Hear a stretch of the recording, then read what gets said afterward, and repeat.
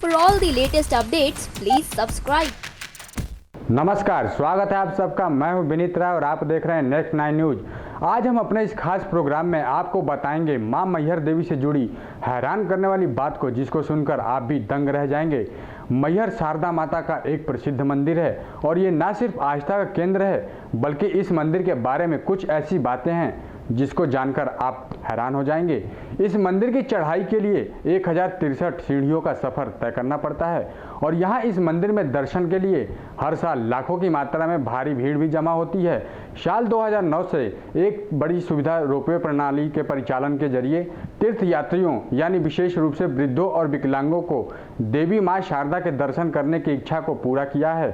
वहाँ शारदा देवी की पत्थर की मूर्ति के पैर के पास में ही मौजूद एक प्राचीन शिलालेख भी है, जो ये नज़ारे को और भी अद्भुत बनाता है। यहाँ शारदा देवी के साथ भगवान नरसिंह की एक मूर्ति है और इन मूर्तियों को नापुला देवा द्वारा सन 424 ईस्वी में स्थापित किया गया था। मैहर में इस स्थित शारदा देवी के मंदिर के बारे में ऐसी ही कई रोचक और भी बातें हैं जो हैरान करती हैं और इस मंदिर की प्राचीनता को भी दर्शाता है।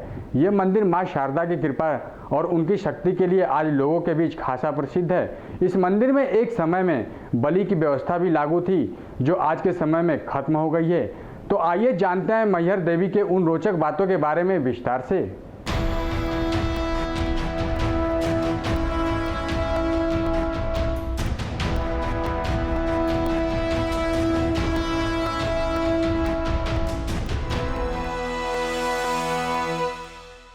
कहा जाता है कि मां हमेशा ऊंचे स्थानों पर विराजमान होती हैं और उत्तर में जैसे लोग मां दुर्गा के दर्शन के लिए पहाड़ों को पार करते हुए वैष्णो देवी तक पहुंचते हैं, ठीक उसी तरह मध्य प्रदेश के सतना जिले में भी 1063 सीढ़ियां लांघ कर माता के दर्शन करने जाते हैं।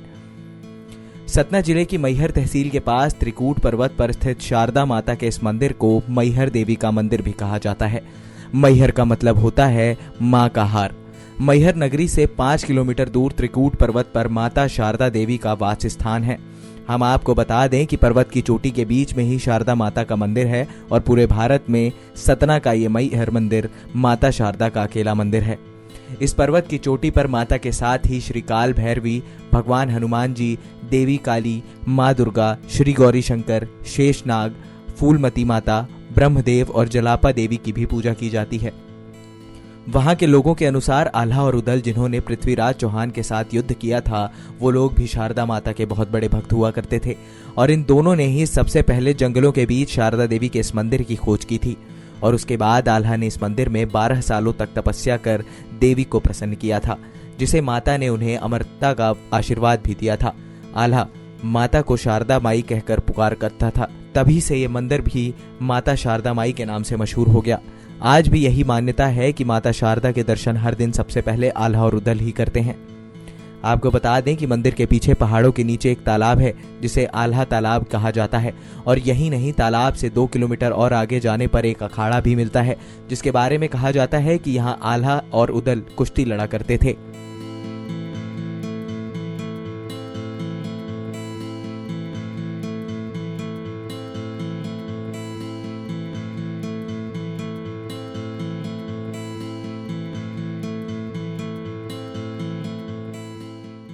स्थानीय परंपरा के हिसाब से आज तक लोग माता के दर्शन के साथ साथ 2 महान योद्धाओं आल्हा और उदल, जिन्होंने पृथ्वीराज चौहान के साथ भी युद्ध किया था, उनका भी दर्शन अवश्य करते हैं और वहां उस मंदिर में उनसे जुड़ा वास्तु भी मौजूद है। आल्हा और उदल दोनों भाई शारदा देवी के बहुत मजबूत अनुयायी थे और कहा जाता है कि आल्हा को 12 साल के लिए शारदा देवी के आशीर्वाद से अमरता का वरदान भी मिला था। आल्हा और उदल माता के सबसे बड़े भक्त थे और श्रद्धालु भी दूर दराज से यहाँ माता रानी का दर्शन करने के लिए आते हैं और यहाँ नवरात्र के समय में भक्तों की भारी भीड़ को भी देखने को मिलती है। शारदा माता के इस मंदिर को शारदा माई तथा मैहर देवी कहकर बुलाते हैं और अब इसी नाम के रूप में ये मंदिर लोकप्रिय भी हो गया है। इस मंदिर के परिसर में जाने पर वहाँ का नज़ारा देखने लायक होता है, जो दार्शनिकों को अपनी ओर आकर्षित करता है। तो आइए जानते हैं इस मंदिर के प्राचीनतम के बारे में। कहा जाता है कि दक्ष प्रजापति की पुत्री सती भगवान शिव से विवाह करना चाहती थी और उनकी यह इच्छा राजा दक्ष को मंजूर नहीं थी। वे शिव को भूतों और अघोरियों का साथी मानते थे, लेकिन फिर भी सती ने अपनी जिद पर भगवान शिव से विवाह कर लिया। एक बार राजा दक्ष ने यज्ञ करवाया और उस यज्ञ में ब्रह्मा, विष्णु, इंद्र और अन्य देवी देवताओं को आमंत्रित किया, लेकिन जानबूझकर अपने जमाता भगवान शंकर को नहीं बुलाया। शंकर जी की पत्नी और दक्ष की पुत्री सती इससे बहुत निराश हुई और यज्ञ स्थल पर ही सती ने अपने पिता दक्ष से शंकर जी को आमंत्रित न करने का कारण पूछा, तो इस पर दक्ष प्रजापति ने भगवान शंकर को अपशब्द कहे, जिससे इस अपमान से दुखी होकर सती ने यज्ञ अग्निकुंड में कूदकर अपने प्राण दे दिए। भगवान शंकर को जब इस बात का पता चला तो उनके गुस्से से उनका तीसरा नेत्र खुल गया और उन्होंने यज्ञ कुंड में सती के पार्थिव शरीर को निकालकर कंधे पर उठा लिया और गुस्से में तांडव करने लगे। ब्रह्मांड की भलाई के लिए भगवान विष्णु ने ही सती के शरीर को 52 भागों में विभाजित कर दिया और जहां भी सती के अंग गिरे वहां शक्ति पीठों का निर्माण हुआ। अगले जन्म में सती ने हिमवान राजा के घर पार्वती के रूप में जन्म लिया और घोर तपस्या कर शिवजी को फिर से पति के रूप में प्राप्त किया। यहाँ तक कि माना जाता है कि यहाँ माँ का हार गिरा था। आपको बता दें कि सतना का मैहर मंदिर शक्तिपीठ नहीं है, लेकिन फिर भी लोगों की आस्था इतनी अड़िग है कि यहाँ सालों से माता के दर्शन के लिए भक्तों का मेला लगा रहता है। और इसके अलावा ये भी मान्यता है कि यहाँ पर सर्वप्रथम आदि गुरु शंकराचार्य ने 9वीं और 10वीं शताब्दी में पूजा अर्चना की थी। शारदा देवी का मंदिर सिर्फ आस्था और धर्म के नजरिए से खास नहीं है, बल्कि इस मंदिर का अपना एक ऐतिहासिक महत्व भी है। आपको बता दें कि माता शारदा की मूर्ति की स्थापना सन 559 ईस्वी में की गई थी। मूर्ति पर देवनागरी लिपि में शिलालेख भी अंकित है, जिसमें यह बताया गया है कि सरस्वती के पुत्र दामोदर ही कलयुग के व्यास मुनि कहे जाएंगे। जबकि दुनिया के जाने माने इतिहासकार ने इस मंदिर पर विस्तार से शोध किया है और बताया है कि इस मंदिर में प्राचीन काल से ही बलि देने की प्रथा भी चली आ रही थी, लेकिन 1922 में सतना के राजा बृजनाथ जुदेव ने पशु बलि को पूरी तरह से प्रतिबंधित कर दिया था। तभी से यहाँ बलि चढ़ाने की प्रथा खत्म हो गई है। जब आप इस मंदिर परिसर में दाखिल होते हैं तब मंदिर के नीचे आप आल्हा तालाब नाम से तालाब और उसके पीछे पहाड़ी को देख सकते हैं, जो ये दृश्य वास्तव में बहुत ही सुंदर दिखता है। हम आपको बता दें कि हाल ही में इस तालाब और उसके आसपास के क्षेत्रों को साफ किया गया है तथा इसकी सुंदरता को बनाए रखने के लिए अन्य कार्य भी जारी है। तीर्थयात्रियों के भलाई के लिए मंदिर की मरम्मत अभी हाल ही में की गई है तथा समय समय पर जरूरी कदम भी उठाए जाते हैं। तालाब से 2 किलोमीटर की दूरी पर आल्हा और उदल का अखाड़ा भी है, जहां कुश्ती का अभ्यास किया था।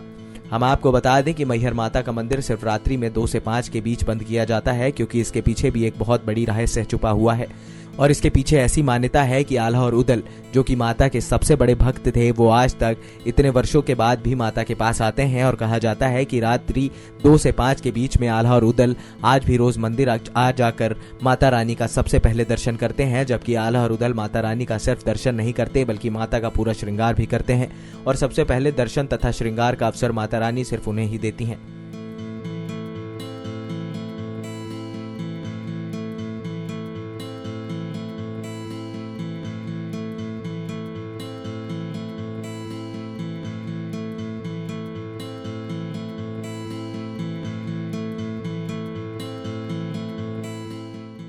आज के युग में बहुत बार विज्ञान धर्म पर सवाल उठाता आ रहा है, चाहे वो मैहर में शारदा माँ का मंदिर हो या फिर मथुरा का निधिवन। जबकि धर्म के आगे विज्ञान भी घुटने टेक देता है। मैहर देवी के मंदिर में 2 बजे से लेकर 5 बजे के दौरान कोई भी मंदिर में नहीं रुकता है और अगर गलती से रुक भी गया तो उसकी मृत्यु पक्की है। शारदा माता रानी सबकी मनोकामना को पूरी करती हैं, इसलिए यहाँ पर श्रद्धालुओं का तांता हर समय लगा रहता है। त्रिकूट पर्वत पर मैहर देवी का मंदिर भूतल से 600 फीट की ऊंचाई पर स्थित है और मैहर देवी यानी मां शारदा तक पहुंचने की यात्रा को 4 चरणों में विभक्त किया जा सकता है। पहले चरण की यात्रा में 480 सीढ़ियों को पार करना पड़ता है। मंदिर के सबसे निकट त्रिकूट पर्वत से सटा मंगल निकेतन बिरला धर्मशाला भी है, जिसके पास येलजी नदी बहती है। दूसरे चरण में आपको 228 सीढ़ियों को पार करना पड़ता है। इस यात्रा खंड में पानी तथा अन्य पेय पदार्थों का प्रबंध है। यहाँ पर आदिश्वरी माई का प्राचीन मंदिर भी है, जो यहाँ की यात्रा के तीसरे खंड में आता है और इस मंदिर की 147 सीढ़ियाँ हैं। चौथे और अंतिम खंड में 196 सीढ़ियाँ पार करनी होती हैं, तब माँ शारदा का मंदिर आता है। तो दोस्तों, ये थी मैहर देवी से जुड़ी कुछ रोचक बातें जो हमने आपको बताया। तो हम फिर हाजिर होंगे अपने अगले प्रोग्राम में। तब तक के लिए देखते रहिए नेक्स्ट 9 न्यूज़। नमस्कार।